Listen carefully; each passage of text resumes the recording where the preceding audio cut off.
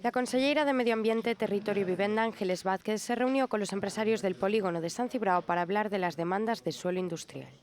Foi notificado pois os cambios pertinentes que hai que facer a nivel urbanístico. O Concello o cal nos dou todo tipo de facilidades para seguir adiante, porque falamos de que pois hai que organizar o que é a zona en sí, cos viais tamén necesarios e con outro polígono que temos agora mesmo en marcha, dando os primeiros pasos para pois 1 millón máis de metros cuadrados.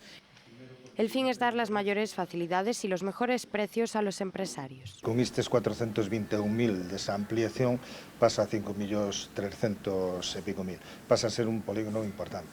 Dado que as parcelas que temos prácticamente está todo ocupado e vendido, quedannos unhas parcelas pequenas, pero se é unha empresa un poquinho importante non tendríamos espacio ahora mesmo pela.